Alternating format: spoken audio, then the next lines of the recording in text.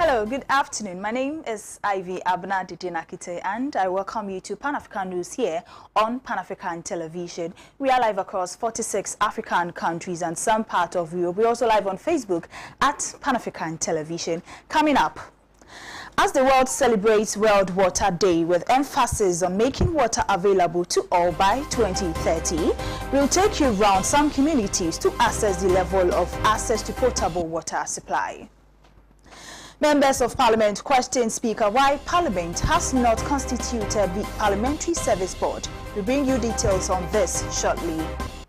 In business, Bank of Ghana says the Ghanaian economy is on a rebound with a sustained in recent revelation from Information Minister. Today on our entertainment front, we'll bring you a special report on the Asafutu Fiami Festival of the Chiefs and People of Ada. We have details of these stories, including some others, coming up in the next 1 hour. Don't go anywhere.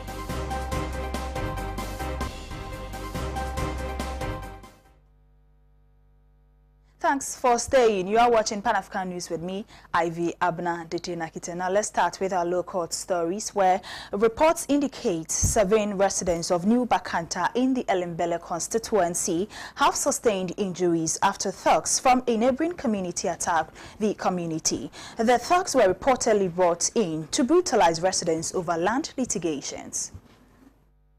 Has gripped residents of New Bakanta in the Lembele constituency of the Western region due to the activities of land guards. Reports indicate residents were attacked by thugs from a nearby community, Kambonli, over land litigation. According to the reports, the thugs from Kambonli, led by one Alaji Sofiano, allegedly raided New Bakanta, putting residents to flight. The thugs also destroyed and brutalized some residents who attempted to stand in their way. The thugs were said to yield offensive weapons, and reports indicate 11 residents have sustained injuries. The police are investigating the incidents. Pan-African Television News is monitoring this development and would keep viewers updated.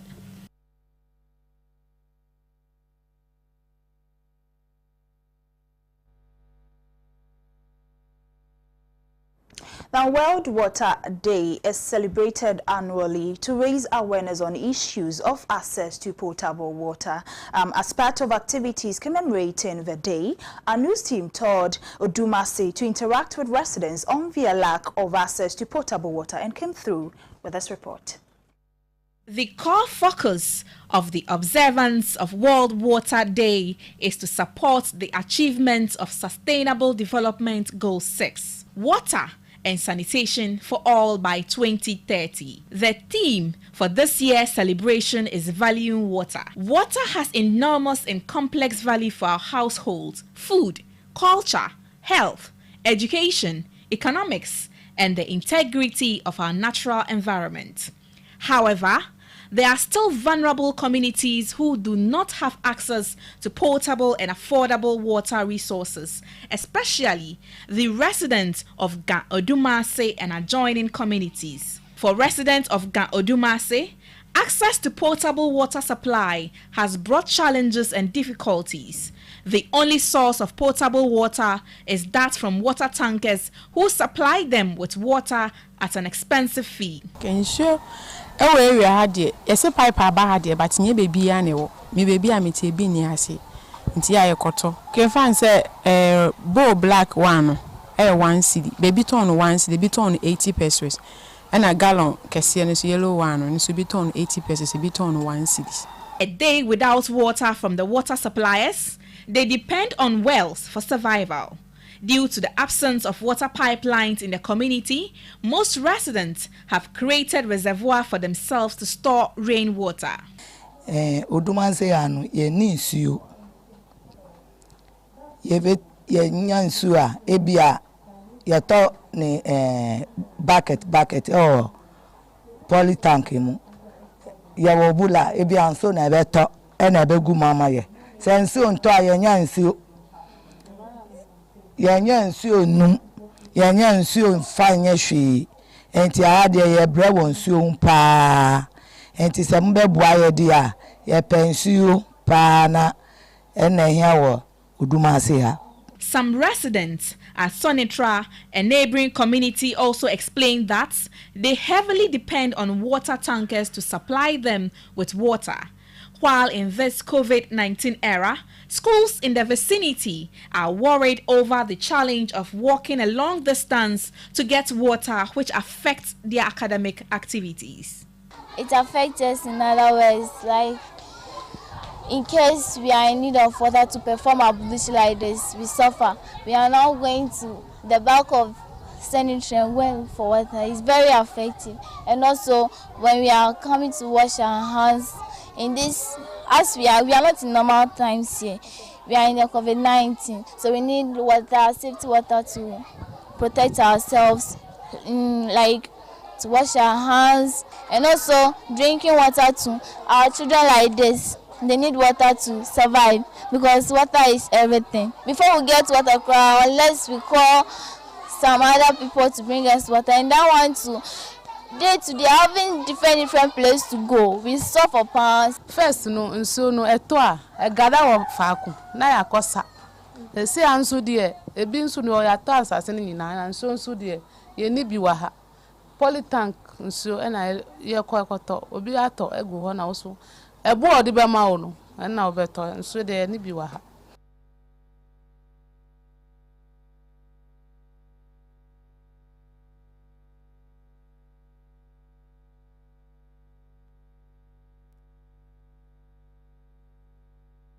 Now let's go to Saboba, where access to potable water supply is a daily challenge to them. Now residents have no option than to compete with animals for water. Our Northern regional correspondent Majid has more on this report. This is the plight of residents of Saboba in the Saboba district of the northern region. Access to potable water supply has become a daily struggle as residents have no choice but to compete with animals for water. This is the source of water supply for residents. The state of the water can only be described best as polluted. Animals, including cattle, share this with residents. Cow dung and other unhygienic substances are always found in the water, according to residents. This is the water that serves some of the surrounding communities here in the Saboba district. Majority of the people living here uses the water for the household choice. Some use it in brewing pito, others use it to serve, to prepare food, washing and other things. We actually have problems with water in Saboba here, even though there is small town and water projects. But majority of the people are not benefiting from this water. As you can see, we have students who are here and they have to fetch this water to prepare food, wash their clothing and others. Because the few boreholes that are there, they have to go there to pay a toki in order to fetch the water there. So this is where majority of them, even those who prepare food on commercial quantities and they sell, they all depend on this. You can see remains of cow dung in the water. You can see ducks swimming in there. So this is not good for human consumption because this can bring about a lot of sickness. And I think it is not good for consumption. I think government should do something and the authorities in Saboba should actually do something about this. This borehole is the only cleaner source of water, but residents say water availability from this borehole is not reliable and some cannot even afford to buy water daily. Residents also argue that the community water project in the area serves a small section of the community and want appropriate authorities to expand water coverage to other communities. The people ask for the water, and it's due to water problem is over here. The sources of water, although there is many boreholes over here, but when you go there, you see many people there. There is no space for what fetching. So that has caused many people to depend on this water. I think they should go there as sources of water, but more boreholes, and then the pipes. They should help let everyone get some of the water anytime they open the pipes.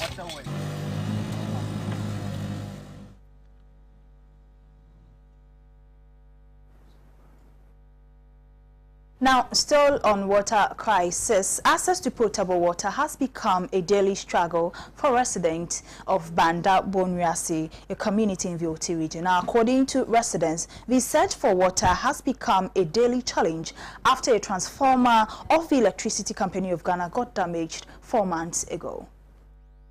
According to residents of Banda Bonwiase in the Oti region, access to potable water has become a daily struggle after this transformer of the Electricity Company of Ghana got damaged. The situation has left the town living in darkness and without water. Life, according to the residents, has become unbearable and they want the situation fixed. Everything. But they do politics. Omo pese ye go to omo manya kwasa go antino. No mo pese ye go to omo. No ma ba no mo di sori dada. No mo dada say oh, you better no, ya Damian Sane, what actually. Transformer now say no, say politics in the area, say, and come with your pinty, and come over here. Now, Chubaco, my politics no more go to you, be a chamonintino.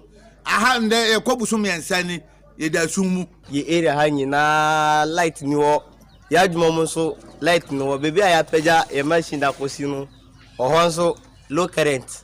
Yenya light and ya juma yenya nsunsi ya juma ta den so here brepa se say the yabusa for jerikes tank ni na so for esuo because of light in the wanti omontimi pumping so emaye. For the past 2 months the electricity on one side of the tank is off, and after election thinking that they will come and do something about it, but unfortunately they waited for 2 months, nothing is being doing about it.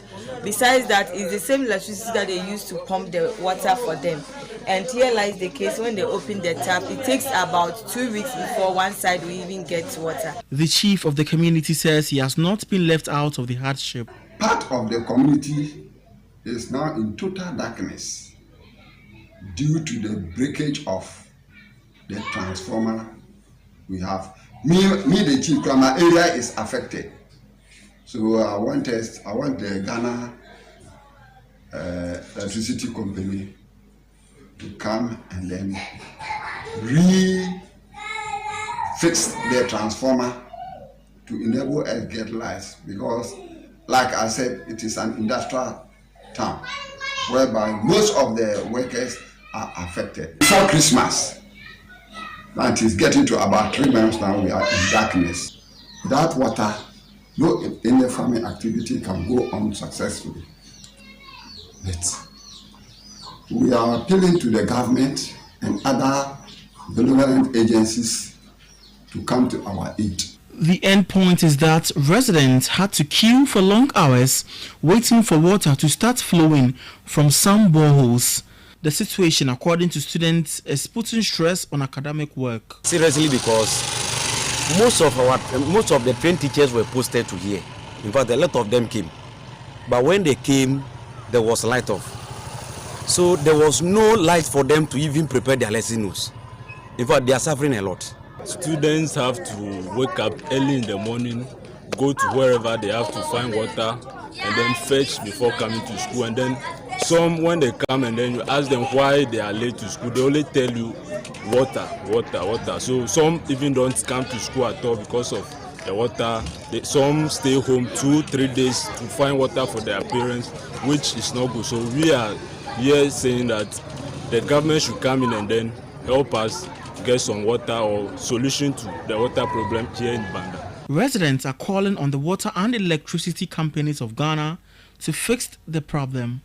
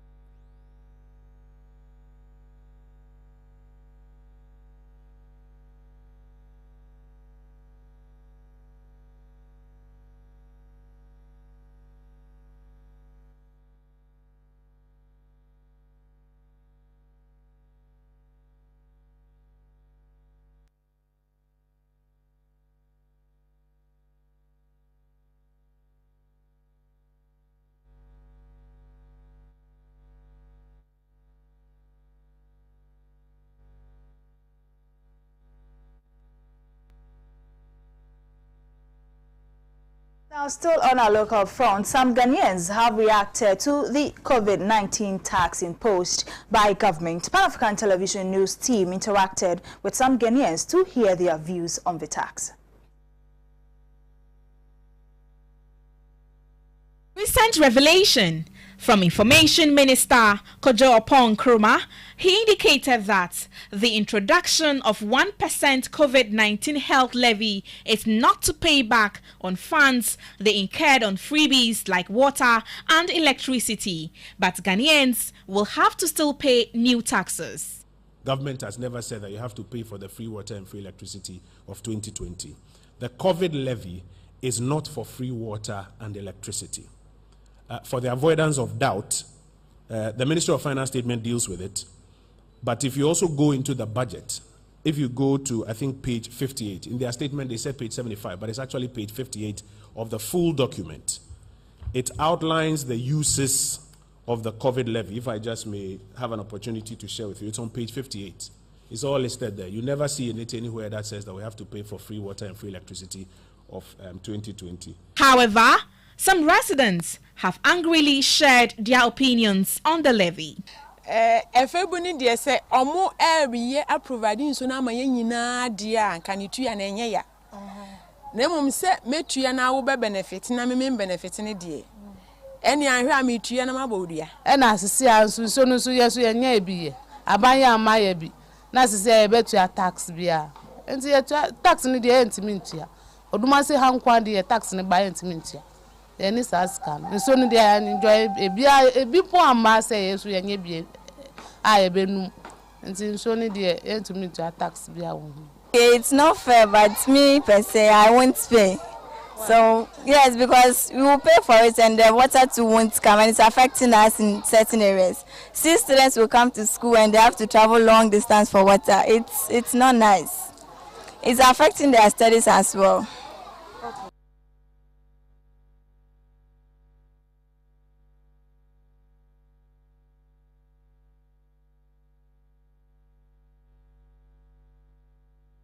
Meanwhile, some Ghanaians in the Tamale metropolis have expressed misgivings on government's introduction of COVID-19 tax. According to them, this is a ploy by government to get Ghanaians pay for the free water and electricity. This in Tamale is serious, you know, it doesn't flow regularly. But if the government is saying that we should pay for the free water we have enjoyed over the years, I would just say that it's not reasonable because not all of us use this free water. Do you want to see, or the government want to see that the free water covered everybody in Ghana here? No. Some people do not enjoy the free water. So what you should do is that make sure those who enjoy the free water, you rather tax them between some period of time, maybe 5 years, to pay off. Now you are saying that all of us, whether you use the water, you never use the water, you want to tax us to pay off that debt. Meanwhile, that debt or the debt accumulated from the use of this free water, in fact, you could spread it among the landlords. Shouldn't be lumped onto all the Ghanaians. So about those in the rural areas who never had water running in their taps? Like in Tamale, for instance, there are some places the water don't flow. So now you are taxing everybody, whether you use or you never use. Where I live, my community, during the COVID-19 crisis, I do sometimes go to buy water. I buy water. So now you are saying we should pay for all this. I'm not. Problem, the whole Tamal. Everybody know that we have the problem in the Tamal. And the problem is that only our leaders are not, I mean, what I'm going to say, it seems they are not serious or hot. Because we are all dependent only on the water. And water is not only the water. And if you find that the water will be a problem, why not they should provide a distance, at least 3 to 4? Because there's no difference between this water and the water. This water will supply to every company, hospital, department, what we are supplying it. And they are using it. They have nothing problem. They don't have any problem about it. So if water is a problem, why not forget they should forget the water and make this at least 3 to 4. People have been coming here and we are talking to them. They are doing nothing. So to me, everyone should be praying. What you are holding, you are going to die with it. One day they will open it. Either you have power, so to help the people, you only keep it. One day when you reach God, you know that the power passes power.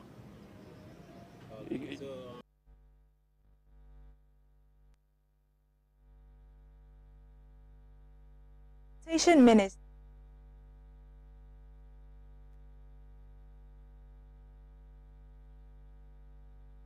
Sanitation Minister Cecilia Abena is blaming government's inability to expand access to potable water on the maintenance of illegal mining locally called Galamsey. According to the minister, the pollution of water bodies as a result of Galamsey has affected water production in the country. Our water ecosystems are not in a healthy state as we would like to have them. In our beloved country, it is common knowledge, that illegal mining, Galamsey, in particular, has affected the quality of water bodies, especially within the southwestern river system, which includes the Tano, Bear, and Cobra River basins, as well as the Pra Basin and its Ofin and Brim tributaries. Ghana Water has had on 1 or 2 occasions to close down the system in some areas because of the activities of these evil Galamseyers. The proportion of rivers with fairly good ambient water quality or better at the end of 2016 was 39%. The proportion increased to 53% at the end of 2018, which was attributed mainly to the fight against illegal mining. The proportion further improved to 57.8% in 2019, but reversed to 56.6% at the end of 2020. The result is that the water intake facilities are partially or completely non-operational, which is a major public health and economic concern. That was Sanitation Minister Cecilia Abena blaming illegal mining for lack of water supply. Meanwhile, members of parliament also added their voices to call for government to improve access to potable water supply as they took to the floor of parliament and gave account of the true state of access to water supply in their constituencies. Member of Parliament for Ada Comfort Gansa, on her part, blamed the Ghana Water Company for the water challenges in over 60% communities in her constituency.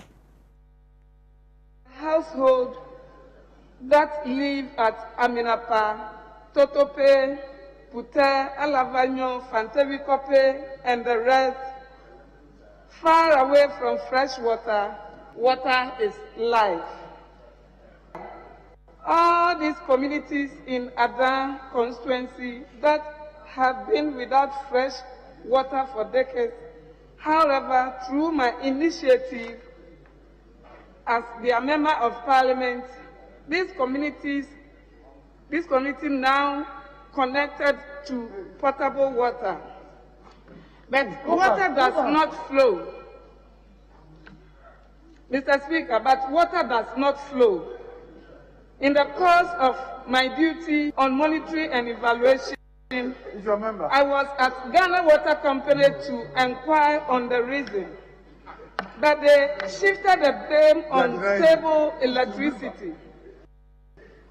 So who is in charge? How did we get here? Mr. Speaker, the suffering of the people from this community due to lack of water is due to human errors. Why are we so wicked to ourselves? Why should people suffer because of somebody's negligence? Mr. Speaker, it is only when we recognize the benefit of water that we can value it and safeguard it. The importance of water cannot be overemphasized. If for nothing at all, the world has witnessed the usefulness of water during this current pandemic, where regular washing of hands with soap under running water has become an essential measure of containing the spread of the virus. It will surprise you to know that about 60% of communities in Abena constituency have no access to water. Mr. Speaker, where did we go wrong? People from Totope, Teye, Alavanyo, Sochopo, Kaja, Dechakope, Asibekope, Amlako, Kopehim, Lufenya, Kakichakope, Balekope, Batana, and the rest are suffering. The taps are there, but water is not flowing. Therefore, Mr. Speaker, as I conclude, I would like to draw our attention to the fact that we are only 9 years away from achieving the Sustainable Development Goal 6, water and sanitation for all by 2030.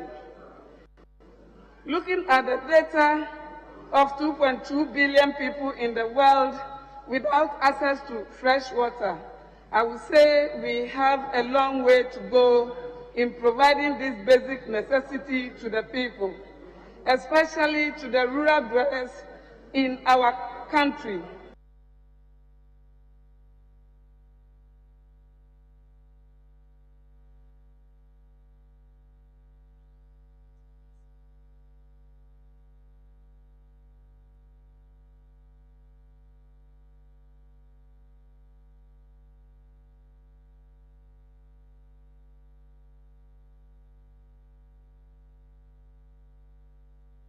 Members of Parliament have expressed worry over the inability of the Speaker of Parliament, Alban Kingsford Sumani Bagbins, to constitute the Parliamentary Service Board. This, according to the members, is infringing the dictates of the Constitution and have demanded the board to be constituted with urgency. Connection with the Constitution of the Parliamentary Service Board. Mr. Speaker, this is the House of Parliament of the Republic of Ghana, which has oversight responsibility on the executives. And Mr. Speaker, many a time we chastise the executive for not constituting boards of certain corporations or agencies. And we always exert pressure to make sure that those boards are constituted. Mr. Speaker, if you come to the Parliament of Ghana, not forming the Parliamentary Service Board will be a serious breach of the Constitution of Ghana. Mr. Speaker, and I want to come under 124B, which says that there shall be a Parliamentary Service Board, which shall consist of A, the Speaker as chairman, B, 4 other members, all of whom shall be appointed by the Speaker, acting in accordance with the advice of a committee of Parliament. Article 124. Mr. Speaker, Parliament is a creature of the Constitution.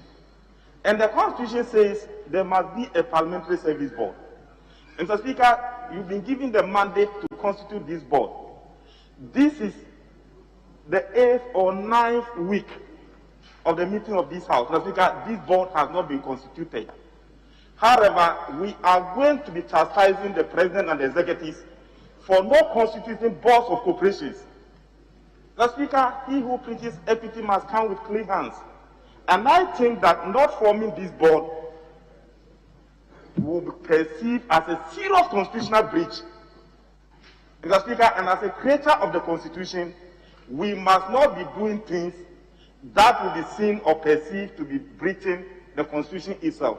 When you go to our standing orders, the recommendations of the committee must come in the form of a report.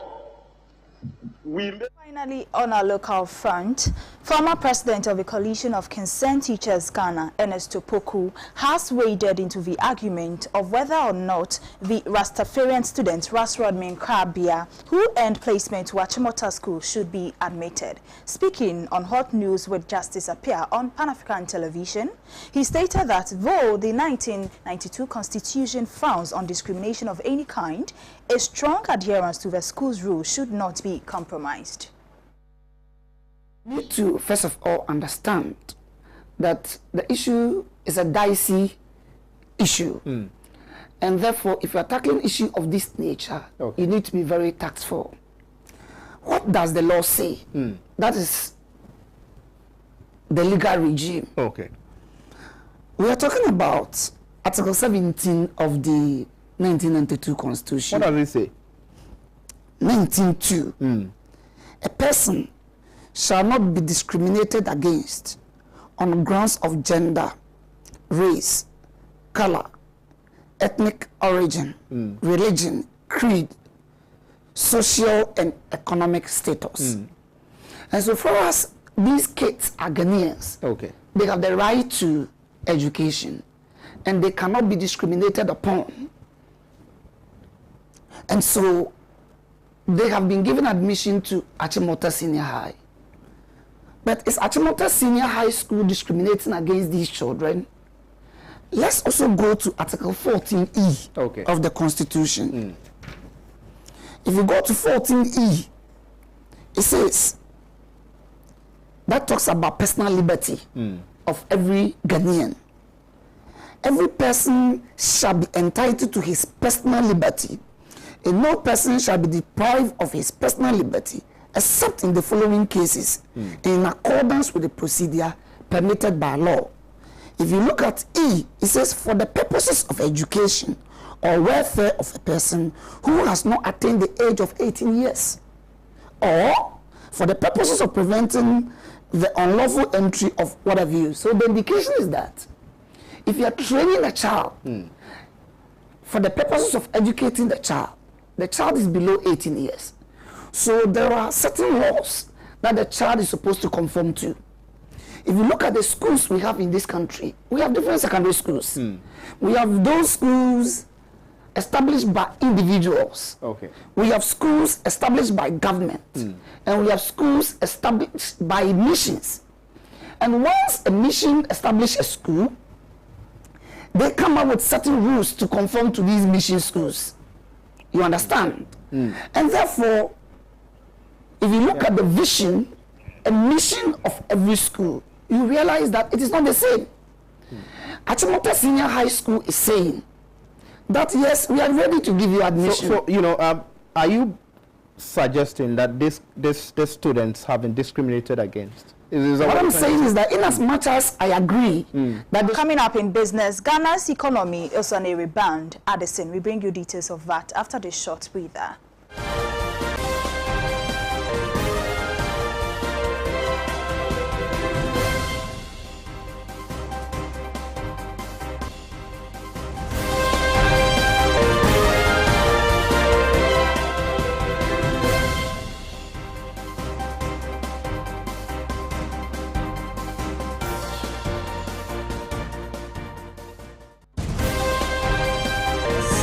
Governor of the Bank of Ghana, Dr. Ernest Addison, has said the Ghanaian economy is on a rebound with a sustained momentum in economic activity.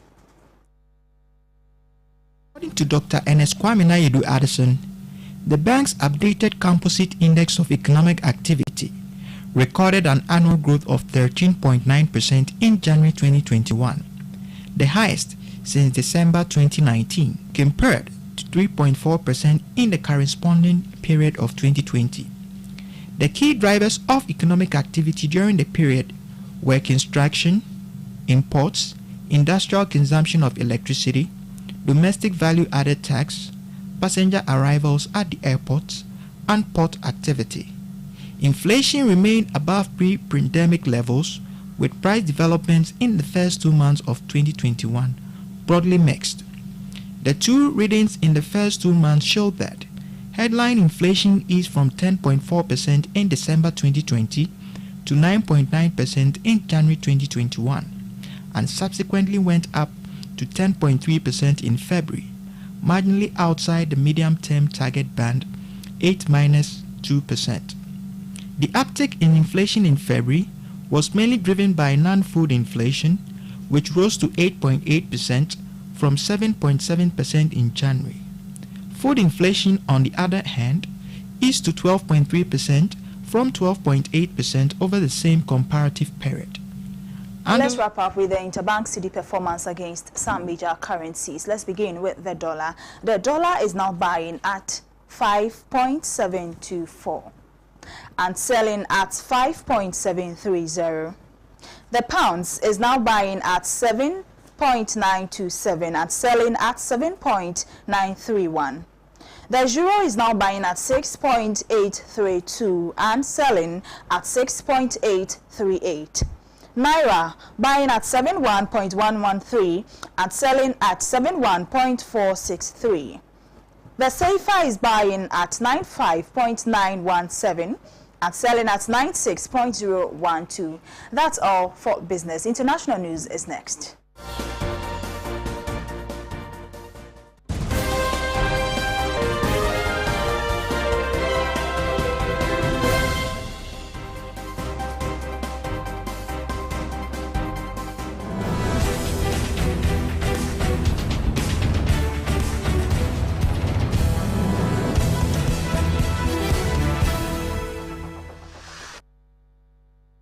Let's do some international news. Ahead of a runoff election, Monday on 21st March, the candidates received an important opportunity to promote via proposals for the new government and help the citizens decide their vote in Ecuador.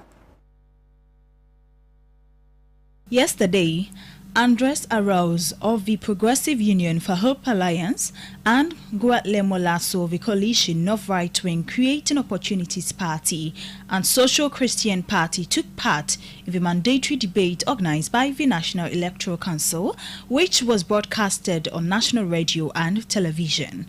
In the debate, candidates answered questions on the topics of economy and employment, health, vaccination, social security and child nutrition, democracy and state institutions, education, human and technological development, and international relations, human mobility and sustainable development.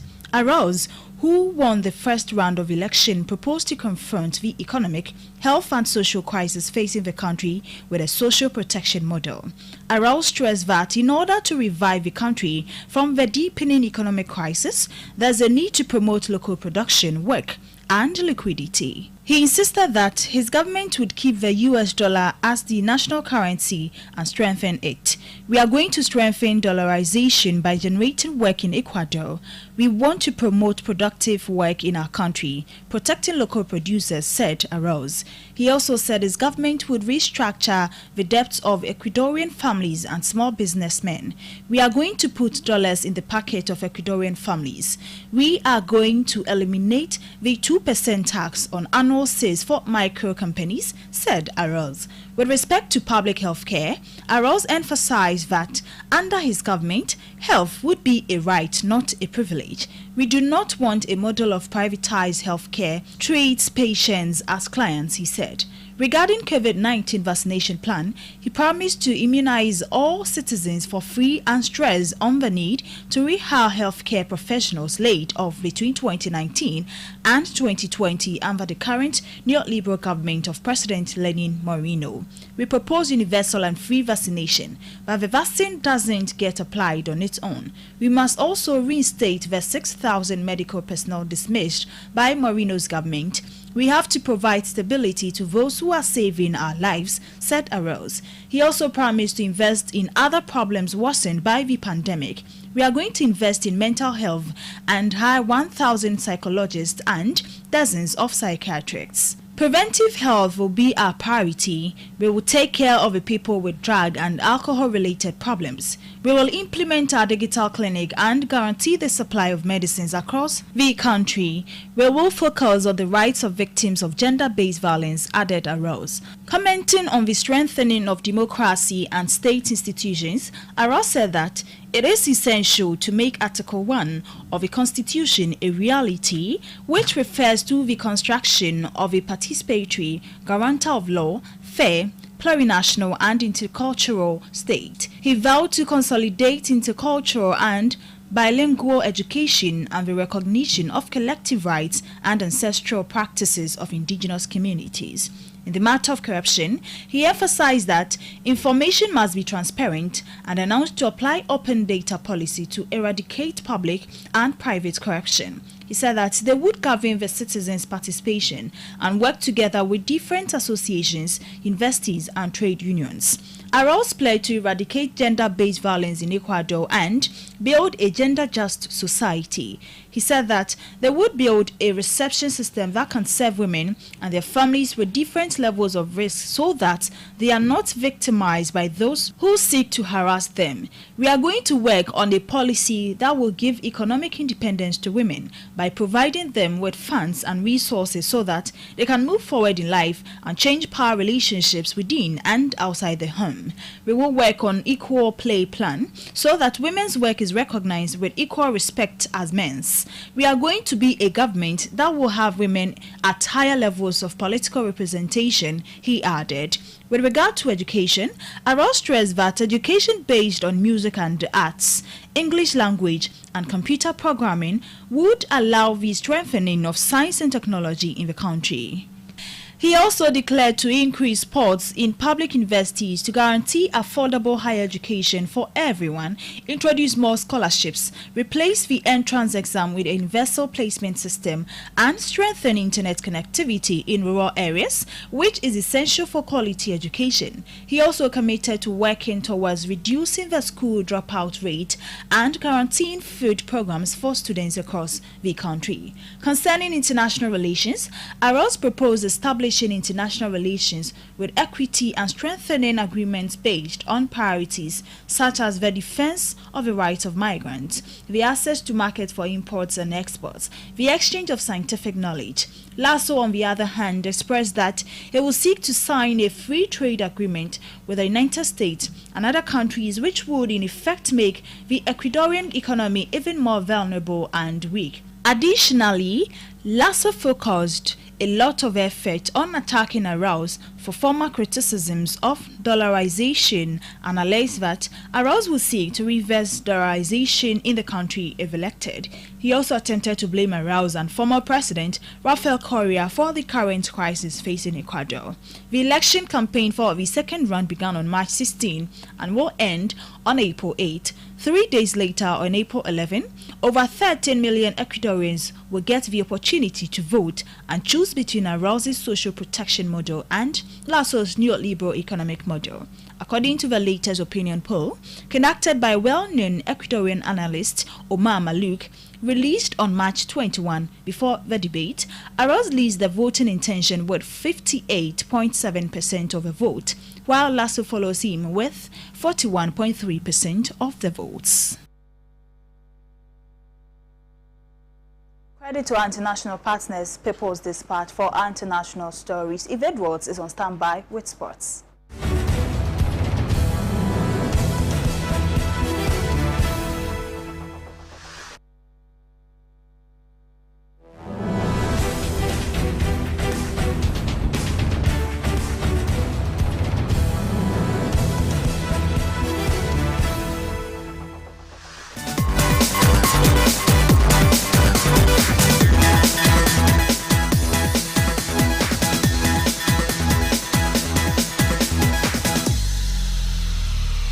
Hello there, my name is Ivedos. Now let's do some sports. Ghana has made adjustments to their squad for the upcoming African Cup of Nations qualifiers, with the latest inclusion of Swansea City, Andre Ayew, Crystal Palace striker Jordan Ayew, and Arsenal midfielder Thomas Teye.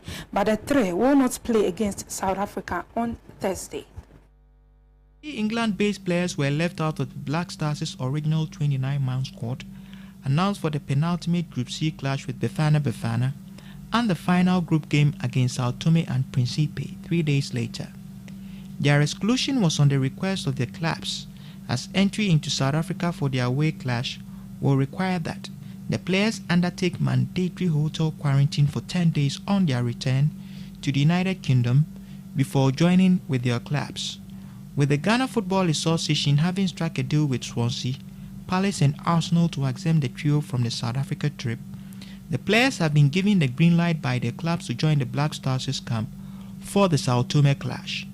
Coach C.K. Akono has called up Asante Kotoko defender Yusuf Mubarak and Legon City's man Joseph Ajay to fill in the gap of Germany-born Hamburg defender Stefan Ambrosius, who was surprisingly named in the 29-man squad but rejected Ghana's call-up, instead opting to represent the country of his birth at the upcoming European Under-21 Championship, and Kasim Adams Nuhu, who has withdrew.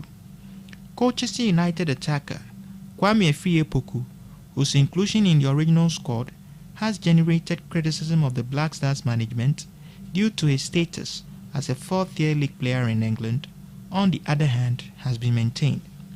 Ghana is currently sitting on top of the table in Group C, ahead of the final 2 rounds of games. Still on football, the Confederation of African Football, CAF, has disqualified the Chad national team from the remainder of the 2021 Africa Cup of Nations qualifications following the suspension of the Chadian Football Federation by the Chadian Ministry of Youth and Sports. According to reports, the Chadian Ministry of Youth and Sports stripped the country's football federation of its powers on March 10th, following concerns over the way it was being administered and a breakdown in communication, which is to attract a ban from FIFA. Chad were already struggling at the bottom of Group A with just a single point from their first 4 qualification matches. They were due to host Namibia on Wednesday, March 24th, and travel away to Mali at the weekend, but CAF has decided to disqualify the Chadian national team from the qualifiers. In line with Article 61, read together with Article 64 of the CAF regulations, Chad is considered the loser of both matches against Namibia and Mali, with the scoreline awarded to their opponents. The continent's football controlling body has confirmed. Now to some basketball news. LeBron James will be out of action indefinitely after sustaining a high right ankle sprain in the Los Angeles Lakers 99-94 defeat by the Atlanta Hawks. Now, 36-year-old James screamed out after rolling his ankle in the second quarter and had to leave the game.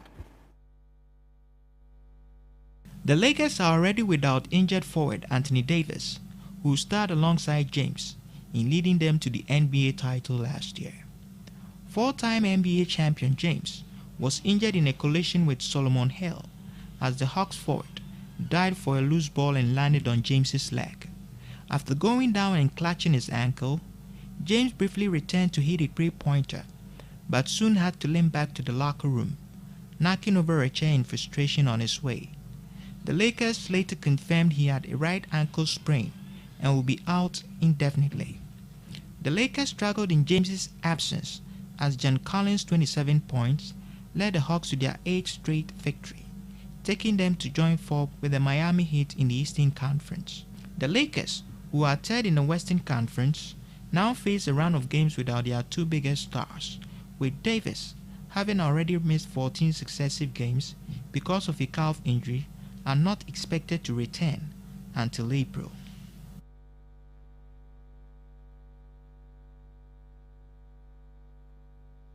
My name is Eve Edwards. Entertainment is next.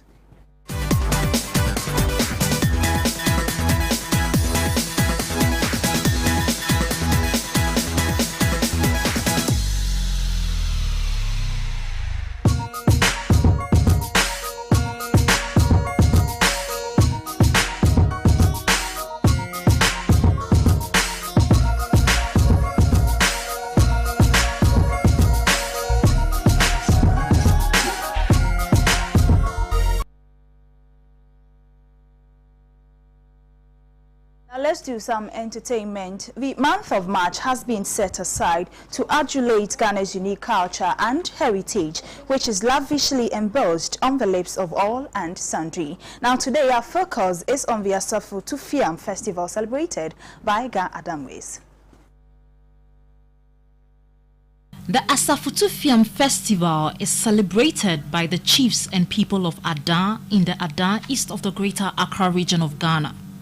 The event, which is celebrated in the first week of August every year, is derived from the word Asafutufiami, which in Dalme means firing of musketry. The Asafutu are companies of warriors who fire the muskets in celebration. The Dangmes fought a lot of wars in a bid to establish a territory for their people. Most famous among these wars are the Catamans War of 1826, the Glover War of 1876, the invasion by the Anglos in 1770, and the Battle of Nonibe in 1750. The people of Ada managed to withstand all these attacks and survive the wars, leading to the successful establishment and survival of the Ada kingdom. As the wars became frequent, rituals were put in place to welcome brave soldiers and war heroes back home. Some of these rituals included feet washing and the firing of musketry to announce their arrival. In the 1900s, with no wars to fight or attacks from other tribes, the rituals performed to welcome these brave soldiers were abolished as they were no longer needed. The people, however, still felt the need to put in place a festival to celebrate their soldiers, ancestors, and past chiefs who all contributed to the successful establishment of Ada. This paved the way for the establishment of the Asafutufiam festival as a replacement for the welcoming rituals performed for returning soldiers. To reenact the historic events of the Ada people, the warriors dress in traditional battle attire and stage a mock battle. It is also a time when the young men are introduced to warfare. There are two Asafu companies within the Ada state, namely Akomfode and Asoko, membership of which according to tradition is by matrilineal lineage. According to tradition, the celebration starts from Thursday in the first week of August with the arrival of sons and daughters, well-wishers and guests from other places to the town. The Thursday is devoted for house cleaning ceremony and pouring of libation at the respective shrines of the various families, as well as keeping of vigil. At dawn on Friday, the two companies beat their respective drums to summon their members for the onward march to Luese, which is on the outskirts of Big Ada, where they are compelled. According to ancient custom, all young men who attain puberty age are then initiated into their respective Asafu companies by teaching them how to handle, load a gun, and fire some for the first time. This is followed by war formation and the initiates being taught the ancient tactics of warfare. This continues until late afternoon when they return to Big Ada dressed in traditional military attire and clad with leaves and palm branches, signifying conquering heroes returning from the war front amid firing of musketry and war cries. Singing, firing of musketry and dancing continue until sunset when the procession continues to Kongkwikbanya, the place which served as the departing point for warriors going to wars, as well as the landing point for soldiers returning from wars. Where the Asafu companies form a single file along the riverside and fire 3 consecutive volleys into the river, dip their feet into it and wash their hands to indicate the passage of all evil and bad omens of the years and looking forward to all the good in store for the years ahead. All the followers of the Asafu companies follow the custom of feet dipping and hand washing ceremony. The procession then disperses with everyone retiring to their homes amid songs of jubilation.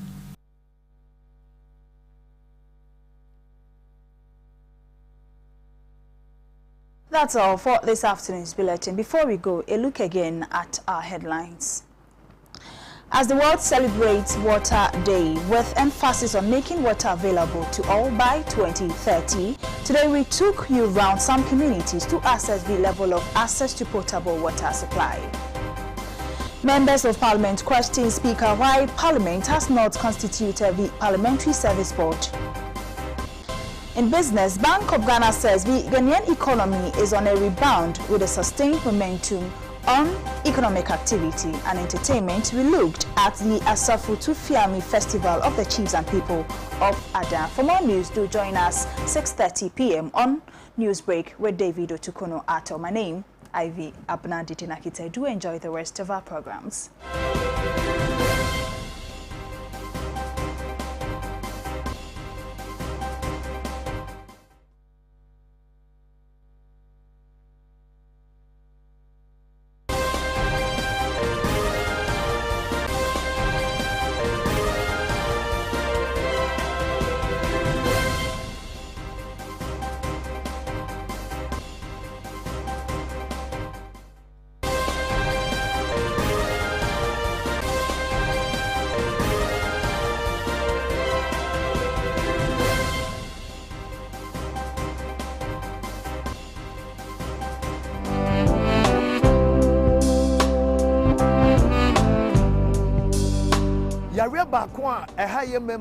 Especially, yeah, 40 years and above, no, a fire prostate, prostate enlargement, and after prostatitis. So, acquire Sabia, ne catch us with PSA level, echo higher. Kaina who said, prostate, no, and who ya touch him. So, who said, what chim and son of Wajonso, who Jonsa and Mua Pai, and answer a duana, what I Jonsa, and a kind of who said, when your prostate disorder.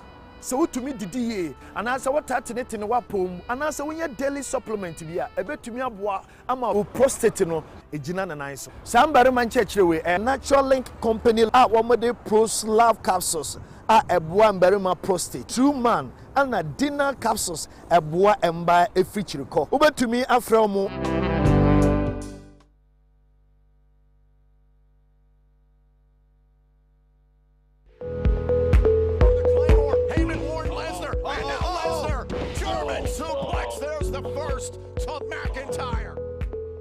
And until I decided true man capsules and so at their brand. I think you know what's a good deal to me, dear.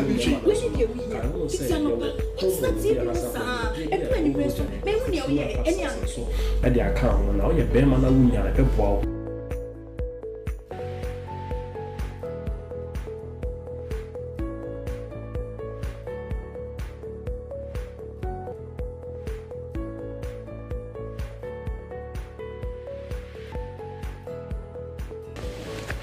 Hey, true man capsules. One mama ya bear ma bion. True man ye marime drew and mofra woni in fear doing what she into me no. Sa Jedi and Krato way FDA for Shemwa Jatum say she.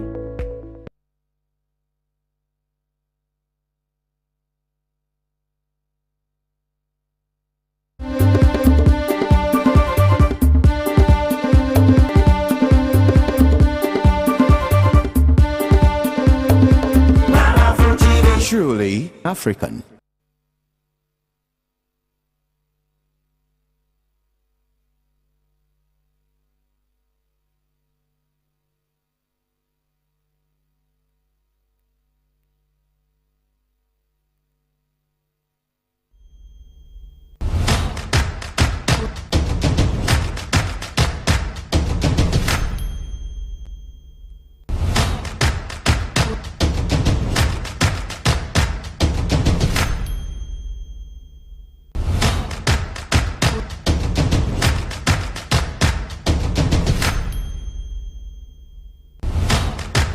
All right, welcome back from the long break on Youth Empowerment Television Show. Don't forget that Youth Empowerment Television Show now shows Tuesdays, Wednesdays, and Thursdays. We're here to serve you exclusive content. Don't forget that you can catch the repeat of the show on YouTube on Youth Empowerment Channel on Mondays and also on Fridays. We here with us, we give you exclusive coverage of anything that concerns young people. Let me also remind you that this is your most authoritative youth analysis program, and as we are about to start the interview, it's very much important that we let you know that make sure you observe all the safety protocols so far as COVID-19 is concerned. It is real. And until you pass through some, okay.